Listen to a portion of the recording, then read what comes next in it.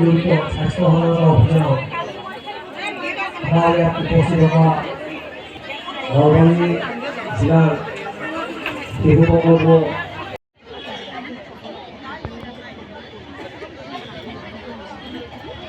এতিয়া এই ব্যৱস্থাটো যিটো ব্যৱহাৰ প্ৰতিফলন কৰিবলৈ প্ৰয়োজন হয়।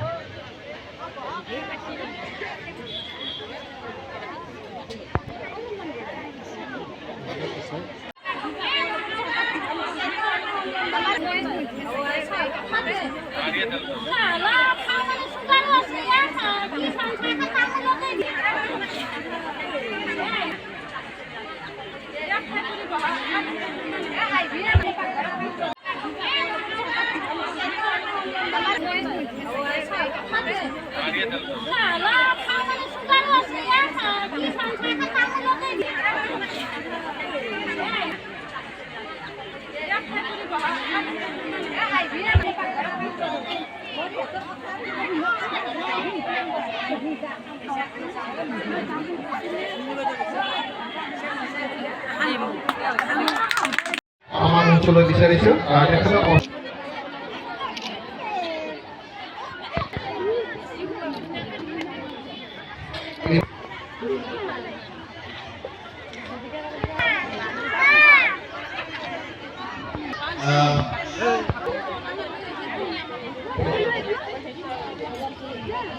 Loan and a hard labor.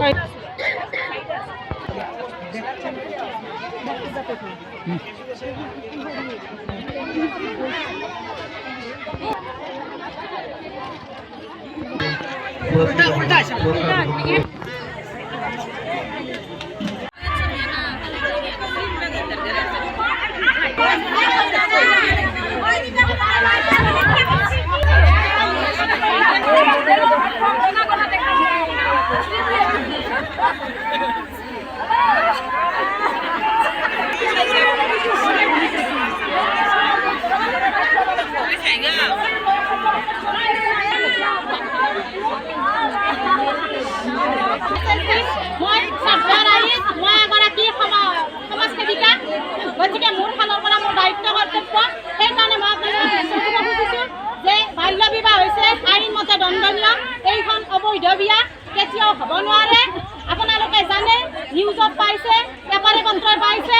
এই সৰুতে যদি আমি ল'ৰা ছোৱালী দিয়া হয় তেতিয়া এই ছোৱালীজনী কি হয়, পুষ্টিহীনতাত ৰক্তহীনতাত ভোগে, নিজেই শিশু হৈ থাকে আৰু এজন শিশুৰ জন্ম দি প্ৰতিপালিত কৰিবলগীয়া হয়। প্ৰতিপালন কৰোঁতে নিজে খাব পাহৰি যায়, নিজে ৰক্তহীনতাত ভোগে। শেষত কেতিয়াবা কিছুমানে মৃত্যুমুখত পৰে, তাৰপিছত আৰু বেমাৰী হৈ যায়। লগতে আৰু এই ল'ৰাজন যদি আমি সৰুতে দিয়া হয় কি কৰে, মাৰপিট কৰে, হত্যাকাণ্ড বিবাহ এতিয়াও প্ৰচলিত হৈ আছে আমাৰ সমাজত। ই এটা কুপ্ৰথা। গতিকে এই কুপ্ৰথাটো আমাৰ সমাজৰ পৰা আমি যদি সচেতন পৰিয়ালে, সমাজখনে, ৰাইজে একগোট হৈ আমি বাল্য বিবাহ বন্ধ কৰিব লাগে। ছুপাৰভাইজাৰ আমাৰ ইয়াত অংগনবাড়ীৰ কৰ্মী আৰু আপোনালোকৰ সজাগতা আপোনালোকে যতন ৰাখিছে, সেই যতনখিনি পৰিচালনা কৰে তাৰ বাবে মই আপোনালোকক মই ধন্যবাদ জনাইছোঁ। তেখেতে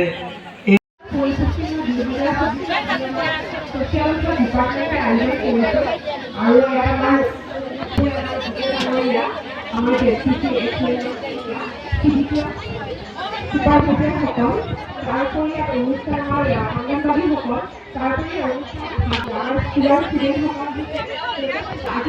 মই আৰম্ভণি কৰাৰ আগতে গতিকে আজি আমি অনুষ্ঠান আগতেই ধাৰ্য কৰা হৈছিলে। সেইকাৰণে আজি 27 ডিচেম্বৰ আজি আমি বৰক্ষেত্ৰীত এই দুৰ্গা মন্দিৰ প্ৰাংগণত স্বাস্থ্য আৰু পৰিপুষ্টি মেলাখনৰ আয়োজন কৰিছিলোঁ। কিন্তু দুখৰ বিষয় যে যোৱাকালি আমাৰ প্ৰাক্তন প্ৰধানমন্ত্ৰী মনমোহন সিং ডাঙৰীয়াৰ পৰলোকপ্ৰাপ্তি হয়। তাৰ কাৰণে আজি আমি প্ৰথমে এটা 1 মিনিটৰ মৌনতা অৱলম্বন কৰিলোঁ আৰু আমি বিশেষ তেনেকুৱা মানে সাংস্কৃতিক কাৰ্যসূচী যিখিনি আমি কৰিছিলোঁ সেইখিনি আমি বাতিল কৰিলোঁ আৰু সাধাৰণ অনুষ্টুপীয়াকৈ যিখিনি আমাৰ ল'ৰা ছোৱালীৰ শিশুসকলৰ ওজন বা স্বাস্থ্যজনিত যিখিনি কাৰণত যিখিনি আমি এৱাৰনেছ দিব লাগে সেইখিনিৰ ওপৰতে আমি আজি অনুষ্ঠানটো ৰাখিলোঁ।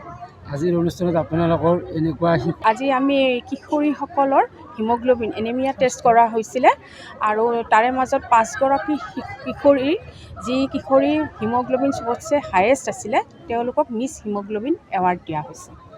হয়, আমি সময়ে সময়ে আমি গোটেই চেণ্টাৰবিলাকত এম বাচ্চা হিমগ্ল'বিন অলৰেডি ডক্টৰৰ লগত আমি এইটো যৌথ এটা এৱাৰনেছ কৰিয়ে থাকোঁ আৰু স্বাস্থ্যৰ কাৰণে। আৰু আজি আমাক মেডিকেলৰ পৰাও গোটেইখিনি সহায় কৰিছে, তেওঁলোকৰ সহযোগতে আজি আমি এই এনিমিয়া কেম্পটো অনুষ্ঠিত কৰিছোঁ। বৰ্তমান সময়ত নলবাৰী জিলাত এনেকুৱা বহুত সংখ্যক আছে আৰু বৰক্ষেত্ৰী এৰিয়াটো আমাক ষ্টেট লেভেলৰ পৰাই চিলেক্ট কৰি দিয়া হৈছিলে, যিহেতু ইয়াতে এনিমিয়া প্লাছ মালনিউট্ৰিশ্যন আৰু চাইল্ড মেৰেজ বহুতখিনি ইয়াতে হোৱা দেখা যায়। সেইকাৰণে এই অঞ্চলটো আমাক কৰিবলৈ দিয়া হৈছিল আৰু ইয়াৰ ওপৰত আমি সজাগতা কৰিছিলোঁ। চৰ অঞ্চলতহে বেছি হয়, চৰ অঞ্চলত আমি গোটেইখিনিয়ে কভাৰ কৰিবলৈ ট্ৰাই কৰিছোঁ যিমানখিনি পাৰোঁ। চৰ অঞ্চল কেতিয়াবা তেনেকৈ মই গৈ পোৱা নাই, কিন্তু আমাৰ গোটেই ডিপাৰ্টমেণ্টৰ মানুহখিনি গোটেইখিনি গৈছে চৰ অঞ্চললৈকে।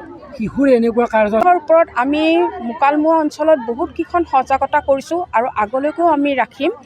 আমি ধিউৰ আণ্ডাৰত আমি বহুত এৱাৰনেছ প্ৰগ্ৰেম কৰিছোঁ। স্কুলত গৈ পেলাই আমি এৱাৰনেছ কৰিছোঁ। ছোৱালীসকলক কোৱা হৈছে, বিশেষকৈ দেখা যায় বাল্য বিবাহটোৰ মূল কাৰণেই হ'ল মানে আপোনাৰ আৰ্থিক অৱস্থাটো ঠিক নহয় আৰু ল'ৰা ছোৱালীৰ পিতৃ মাতৃৰ এৱাৰনেছৰ কাৰণেও বাল্য বিবাহ হোৱা দেখা যায়। গতিকে আমি যথেষ্ট পৰিমাণৰ এৱাৰনেছ দিবলৈ ট্ৰাই কৰিছোঁ আৰু আমি এৱাৰনেছ দি আহি আছোঁ এতিয়ালৈকে।